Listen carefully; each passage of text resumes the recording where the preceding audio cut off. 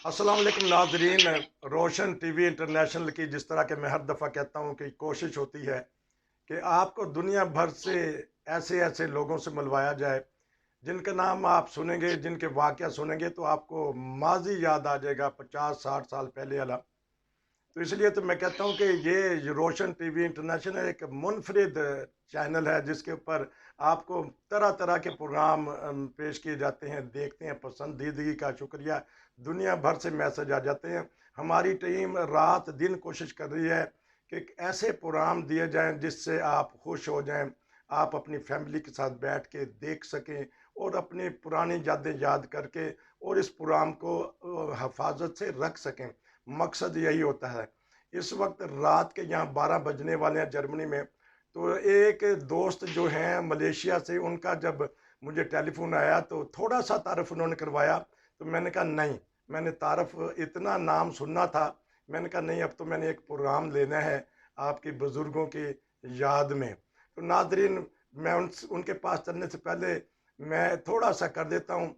जलसे के दिनों में पूरी दुनिया से मेहमान आते थे और खाना भी खाते थे रज रज के, और लंगर का या वैसे भी वो बाहर के खाने खा के बाद दफा बद परहेजी हो जाती थी।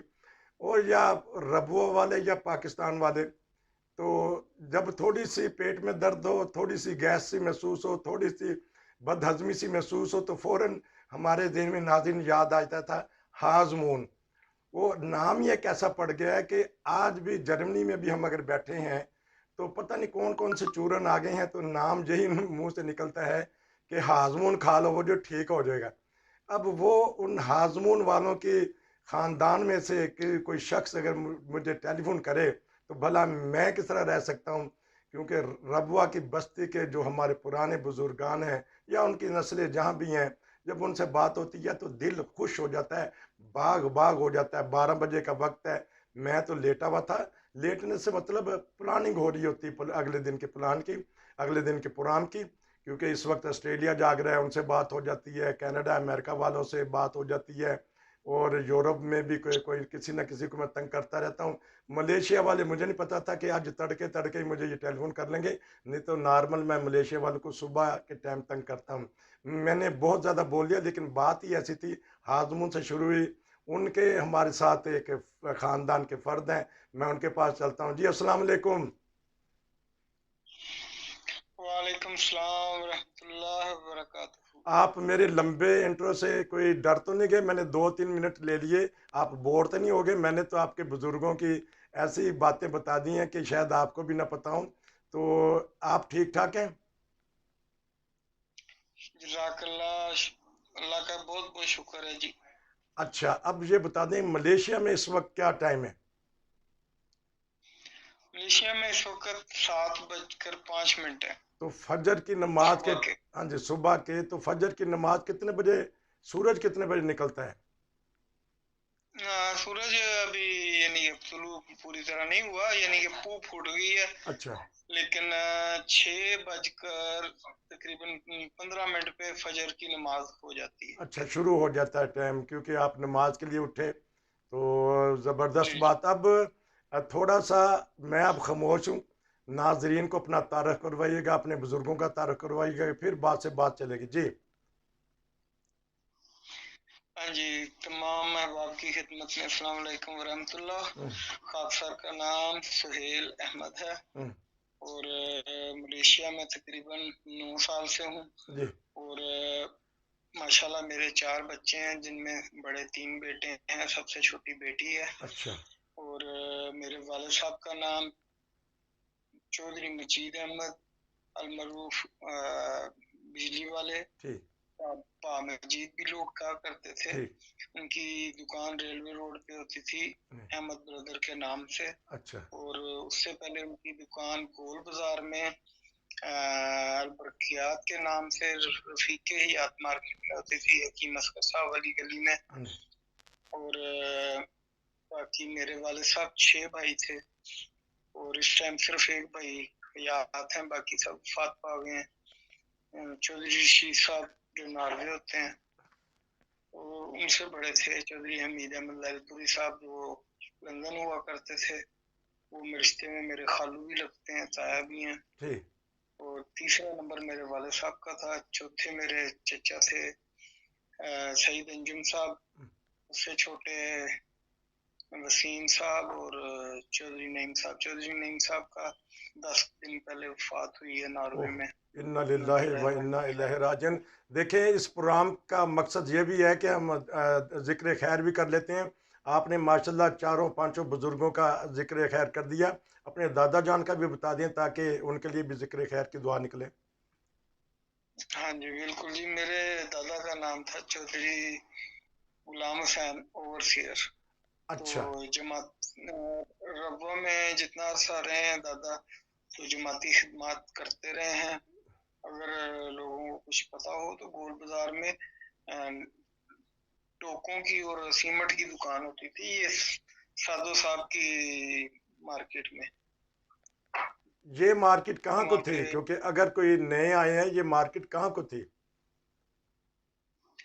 साधु साधु साइकिल सर्विस। अच्छा, ठीक है, ठीक है, ठीक है। फ़हीम साहब, सुल्तान साहब, ठीक है। तो आपने जी तो जी पुरानी यादें याद दिला दी कि किसी वक्त हमारी भी छोटी सी वहाँ दुकान होती थी। बहरहाल, अच्छा, दादा जान से जिक्र किया, फिर चचा का, अब्बा जान का, और शादी के जो लाइटें लगाते थे, कुमकुमे लगाते थे, याद है आपको कभी लगाने का मौका मिला अब्बा जान के साथ? नहीं जी, मैं तो जब वाले साहब फोत हुए मैं 14 साल का था। ठीक। तो कभी भी मुझे, यानी वाले साहब की तरह तबीयत बड़ी सख्त थी। हाँ जी। हमें घर से बाहर निकलने नहीं देते थे, अच्छा। ना दुकान पे आने देते थे। तो अच्छा। मैं तो बहुत छोटा था, ठीक। 8वीं क्लास के में मुझे याद है मैंने पेपर दिए तो अब वाले साहब की वफात हो गई। चल, अल्लाह ताला। बहनों भाइयों में मैं हम्म, हम्म, बहनों भाइयों में मैं सबसे बड़ा बड़ा हूँ। अच्छा। और हम आठ आठ बहन भाई हैं, 5 भाई और 3 बहनें। वाह, माशाल्लाह अब तो सिर्फ सारे ही सेटल हैं, ठीक है। मासवाए मेरे। और एक सबसे छोटा भाई है, वो पाकिस्तान होता है, तो लुकमान अहमद। नहीं, तो माशाल्लाह आप मलेशिया में इस वक्त, आप तो ये सोचे ही ना कि आप कामयाब नहीं हैं। अल्लाह ताला ने आपको कामयाब करना है। जिस मकसद के लिए निकले हैं, हिजरत पे आए हैं, तो इंशाल्लाह मंजिल मकसूद तक पहुंचेंगे। अच्छा, ये बता दीजिएगा कि माशाल्लाह 5 भाई, यहीं से बातें कर लेते हैं तो फिर तो मोहल्ले वाले सारे डरते होंगे। चाचे भी माशाल्लाह सही, 5 भरा, तो फिर मोहल्ले में तो दबदबा रोब था। हाँ जी, मल्ले का मैं आपको बताता हूँ। जब मेरे दादा ने हिजरत की कादियान से पाकिस्तान, तो फिर रबवा में उन्होंने दरबरकात में ना जगह खरीदी। ठीक। जब उन्होंने अपने घर के लिए जगह खरीदी तो साथ मस्जिद की भी जगह खरीदी पीछे अच्छा। घर के बैक साइड पे। अच्छा। और पहली दरबरकात की दादा ने मस्जिद बनवाई, पहली जो मस्जिद थी। वाह। हाँ जी। और मस्जिद जो थी जब बनवाई तो अपने घर से मस्जिद में दरवाजा रखा अच्छा। स्पेशल। माशाल्लाह। तो हाँ जी। और उस वक्त सबसे ज्यादा नमाजी हमारे घर से जाते थे 6 मेरे चचा ताया और 7वें मेरे दादा। वाह। 7 अफराद इस घर से नमाज पढ़ने जाते थे। तो आज देखें कि आपकी दादा की औलाद फैल गई है, फूल गई है, आप भी बाहर हैं, बच्चे भी बाहर हैं, उनके पोते नवासे, और चौधरी साहब जो नारवे हैं वो देखें माशाल्लाह। तो देखें कि दादा जान ने कितनी खिदमत की, अल्लाह ताला ने उनको उस वक्त भी नवाजा और अब भी नवाज रहा है उनकी नस्लों की। क्योंकि प्रोग्राम मैं 2-3 आपसे कर लूँगा, जो आपने बुज़ुर्गों का ऐसा जिक्र छेड़ दिया। तो अब फिलहाल हम कर लेते हैं कि आपका कोई बचपन में किस तरह गुजारा हुआ, क्या खेलते रहे, कहाँ से मैट्रिक या तालीम हासिल की, फिर उसके बाद मलेशिया की 2-4 मिनट की बातें करेंगे जी। हाँ जी। मेरी इब्तदा जो थी वो हमारे घर के साथ होता था। शेख नूरुल हक साहब, शायद लोग जानते हो, तो उनका स्कूल था खुरम कोचिंग सेंटर। तो इब्तदा में मुझे वहाँ पे पहली और दूसरी जमात में ना, वहाँ से मैंने तालीम हासिल की। फिर वालिद साहब को पता चला कि हमें उस स्कूल से निकाल लिया। फिर हम चले गए राबिया किंडरगार्टन स्कूल। ये तकरीबन स्टेशन के तकरीबन अपोजिट, आमने सामने कहीं पड़ता था। वहाँ पे हमारे खानदान मसीह मौद के तमाम बच्चे वहीं पढ़ते थे। अच्छा हमने भी फिर वहीं तालीम हासिल की, 2 जमातें। उसके बाद फिर हम चले गए अकब हॉस्पिटल मॉडर्न एजुकेशन स्कूल। अच्छा वहाँ जी, वहाँ पे मैंने 6ठी तक पढ़ा, अच्छा 2 साल वहाँ पढ़ा। फिर नासर पब्लिक स्कूल भी मशहूर है जी, जी। रहमत बाज़ार, हम्म, फिर उधर चला गया मैं। बाकी की तालीम मैट्रिक तक मैंने वहीं पे हासिल की। माशाल्लाह बड़े-बड़े अच्छे मशहूर असातिज़ा थे, जो कि मेरे वाले साहब के भी असातिज़ा थे। अच्छा एक थे कदीर साहब, ठीक। अच्छा, कदीर इस तरह साहब, ये है नबील कि साहब, उनका अलहदा साहब। प्रोग्राम कर लेंगे। 2-4 मिनट हमारे पास रह गए हैं। लोग भी जब कोशिश हाँ, करते हैं कि छोटा प्रोग्राम अब 2-3 करेंगे इंशाल्लाह। दूसरी बातें भी हम असातिज़ा का भी जिक्र करेंगे, बुज़ुर्गों का भी करेंगे। मलेशिया की बात करें अब थोड़ी सी। मलेशिया कब आए आप? जी, मलेशिया मुझे 9 साल हो गए आए। मैं आया था 2014 में। अच्छा, 2014 में आए तो अब बताइएगा कि हर मुल्क में हिजरत में, पाकिस्तान में भी, यहाँ जर्मनी में भी बाज़ दफ़ा मसाइल होते तो हैं, उनका मुकाबला भी किया जाता है। तो आपकी नज़र में जो हिजरत में या मलेशिया में आपको सबसे ज़्यादा मसला किस चीज़ का होता है वहाँ जब कोई आता है तो? जी, सबसे बड़ा मसला जब मैं शुरू में आया तो काम का मसला था, काम नहीं था। फिर अगर काम मिल भी जाए तो पुलिस के बहुत प्रॉब्लम थे। मेरा ख़्याल है कि मैं कोई 8 7-8 दफ़ा पकड़ा गया। ठीक। और जब भी पकड़े जाते हैं, यहाँ की जो पुलिस है वो बहुत बड़ी राशि है। ठीक और ठीक ठीक दूसरी बात नहीं करती, वो कहती है जी पैसे दें आप, और ठीक मुँह मुँह मांगे पैसे माँगते हैं, इतने पैसे दोगे तो छोड़ेंगे। ठीक है। तो तो केस आपका वो पास हो कहते गया? जी केस आपका पास हो गया? हाँ जी, अब तो मेरा केस पास हो गया। मेरा आने के बाद 3 साल बाद केस पास हुआ था। केस पास हो गया। अच्छा, अब आपके पास कार्ड है जो रेफ्यूजीज का कार्ड होता है, कुछ ना कुछ कहते हैं सहूलियात उसमें आ जाती हैं। तो आपकी रीसेटलमेंट का क्या प्रोसीजर चल रहा है? रीसेटलमेंट हो गई हमारी, तकरीबन साल पहले हुई थी अच्छा अमेरिका के लिए।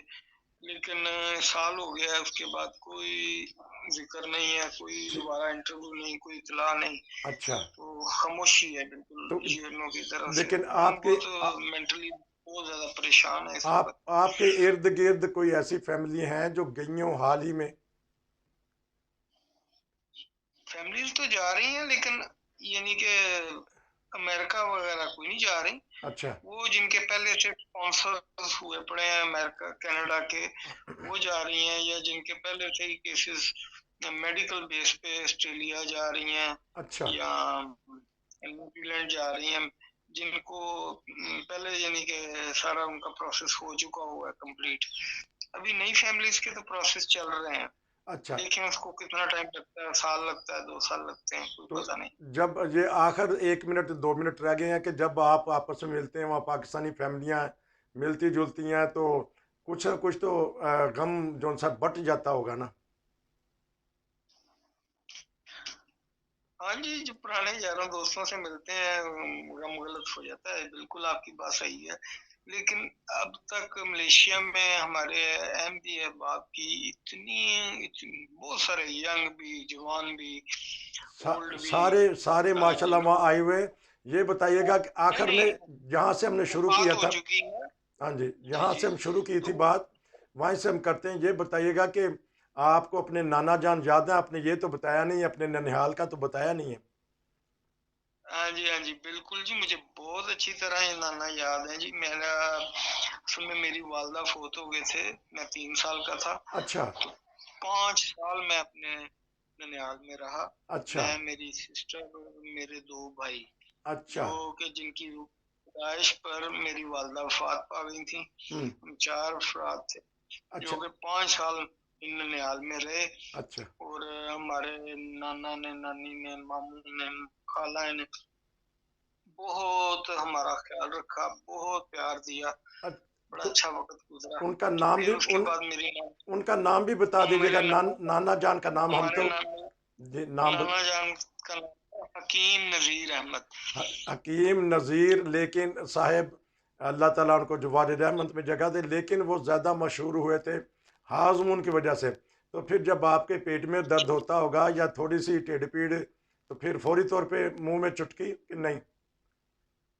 हाँ जी, बिल्कुल वो जी उनकी न वो शायर भी थे और अ- अपनी नज़्में भी लिखते थे और जलसे पे पढ़ा करते थे अच्छा। और हारमोन के बारे में भी उन्होंने नज़्म बनाई हुई थी। अच्छा। तो इंशाल्लाह नेक्स्ट टाइम इंशाल्लाह आपको उनकी नज़्म भी सुना देंगे, अच्छा। तो टाइम थोड़ा हाँ, टाइम तो बिल्कुल, क्योंकि ज़्यादा बाकी टाइम हो गया। तो अगर इंशाल्लाह हम नेक्स्ट टाइम उनकी ना पुरानी यादें ताज़ा करेंगे कि किस तरह वो बैठे होते थे। तनवीर स्टूडियो के साथ ही मेरे गालबन उनकी दुकान थी। अभी भी मुझे लिखा जी, हुआ नज़र आ रहा है अपनी आंखों के सामने कि 45 साल हो गए, 50 साल इस बात को, कि हाज मून जिस तरह लिखा हुआ होता था। जलसे पे तो बहुत ज़्यादा एडवर्टाइजमेंट होती थी, जो भी जाता था वो दो चार चीज़ें लाजमी रबवा के लेके जाता था। एक तो लंगर खाने का तबरक लेके जाते थे लोग, दूसरा नूर काजल लेके जाते थे, तीसरा ये हाजमून की पुड़ियाँ जो सी ना, वो छोटे छोटे पैकेट होते थे वो लेके जाते थे। बहुत सारी चीज़ें होती रबवा से, जब जलसे पे लोग जाते तो ये लेके जाते थे। नाजरीन, हमारी कोशिश है, आज हमने अजीज़म सुहेल से बात की। अब तो बड़े हो गए माशाल्लाह, 50 साल के करीब है इनकी उम्र। तो इनसे बात की, इनके बुज़ुर्गों की, इनके चचाओं की, सब की, रबुआ की, मलेशिया की। ये एक मिला जुला प्रोग्राम वो किया है। आपको महसूस होता होगा कि मैंने रास्ते में रोका है टोका। मकसद ये नाजरीन को मैं कह रहा हूँ, मकसद ये होता है कि एक प्रोग्राम में कुछ ना कुछ ऐसी मालूमात हो जाए ताकि अगले प्रोग्राम के लिए भी तो कुछ थोड़ा सा रख लें। तो फिर ये है कि आप सुबह सवेरे तड़के तड़के नाश्ता करें। नाश्ता किस चीज़ का करना है आज आपने? नाश्ता जी जो पाकिस्तान में होता है जी, तो यानी रात का सालन, एक रोटी चाय का कप, बस जी। अच्छा, पराठे वगैरह नहीं इतों मिलते? क्यों, महंगा है?